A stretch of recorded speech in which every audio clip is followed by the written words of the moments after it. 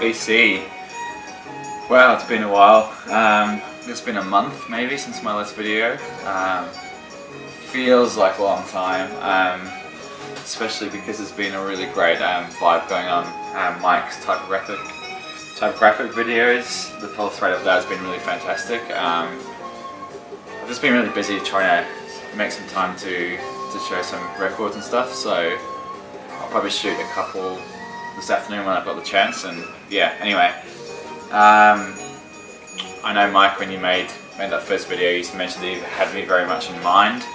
As you know, I'm a graphic designer and I love album artwork, so I've been itching to make this video for a couple of weeks now, and I've seen everybody else's videos and it's really motivating. And anyway, I finally got around to doing it, so I'm quite excited to be here and being able to put this video together. I've got quite a stack. I almost had double of what I had, so I had to cut it down to maybe some ones that hadn't been shown previously, maybe are quite unusual choices. So yeah, anyway, I should get into it. First one I'll pick is this is a Cardinology by Ryan Adams. I think this is one of his later albums that came out, I think 2008. I won't talk too much about the music. This is fantastic illustrative typography here. The amount of detail is incredible. And then weirdly on the inside, just red, so what a contrast between that really detailed black and white style and you go on the red on the inside. And I think the record, if I remember correctly, is a really nice blue vinyl. So yeah, it's the first one, Cardinology, Ryan Adams. Very cool. Next one, classic album, John Coltrane. This is all really type focused. I think this is a fantastic cover, and a cover that really represents the music inside. It's very spiritual, very dark, almost quite mystical, quite Middle Eastern sort of, I don't know, elements going on with the font and the shape, the way that this it's all contained and runs down the middle. Very cool, very simple as well. Impulse, one of my favourite John Coltrane covers. I'll show this one. Calexico, Algiers. I really love this treatment here of the line running through, and it's sort of got this sort of, reminds me of maybe 1930s, turn of the century French sort of, I don't know, I sort of think of Tintin a little bit with this sort of style. Just really simple, really bold. I love a lot of the lettering that you used to see, especially if you watch a lot of World War II documentaries or movies. The sort of fonts that we use on the side of buildings, like that sort of really bold signage. It reminds me of that sort of style. Sort of letterpressed, and hand printed type. But yeah, this is a really nice cover there.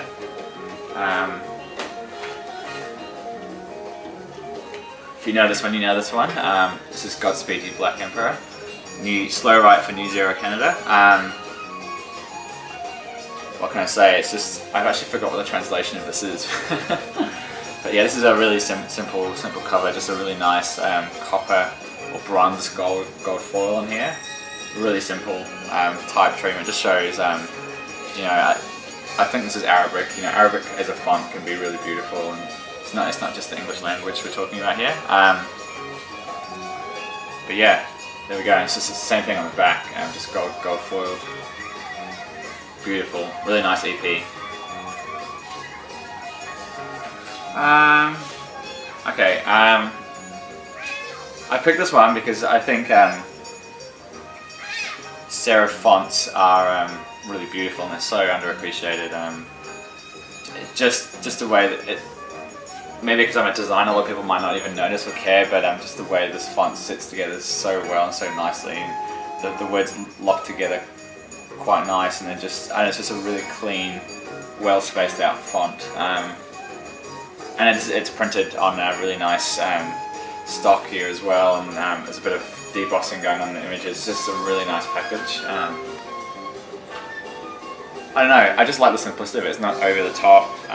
The font isn't trying too hard, it sort of speaks for itself. It's a simple cover. So there you go. Nick Haven of Bad Seeds. Going from a really simple typeface to one that's a bit over the top. As Champ Sound said, it's not a type video without Blue Note. Lee Morgan, the rump roller. Someone showed the Sidewinder, but I decided to go with this one. This is fantastic. You know, I mean, obviously the type suggests the name of the album, the rump roller. It shows it's got movement and action going on, and I don't know. Yeah, it's just fantastic. Really nice shape here, and yeah, as I said before, it almost looks like a shoe or something like that. I'm not quite sure, but the rump roller, very cool. Very simple colours as well, just that black and brown, and a great album. Jeez, I've got a lot. We'll go through it. Aphrodite's Child, another really simple one. This album cover just looks like something out of the Bible. It has that holy, to me anyway, has that church. It looks religious, or you know, it's just this really simple stamp, and you know, these sort of Bible-esque verses on here. Yeah, very cool. What's on the inside? Oh yeah, we've got the really cool illustration on the inside. But yeah, as a cover, just looks like something of power, you know. Very cool. Low in Theory, I think Fred maybe showed this one. Fantastic type. Here I'm running around. It's just so urban, almost like, you know, hand painted, maybe graffiti sort of related, but then also quite tribal in terms of the colours and the styles, and yeah, I don't know, it just captures a really nice shape and the movement with the name Low in Theory, and yeah, I don't know how to describe it. I suppose it sort of half reminds me of like that really urban hip-hop-y sort of graffiti style mixed with a more tribal, hand painted, that colour scheme. Yeah, there we go. Tribe Called Quest. I've shown this before a couple of times, but in terms of album covers, this is fantastic. Really nice type treatment going on here. Sort of like an old worldy. I don't know how to describe it. It's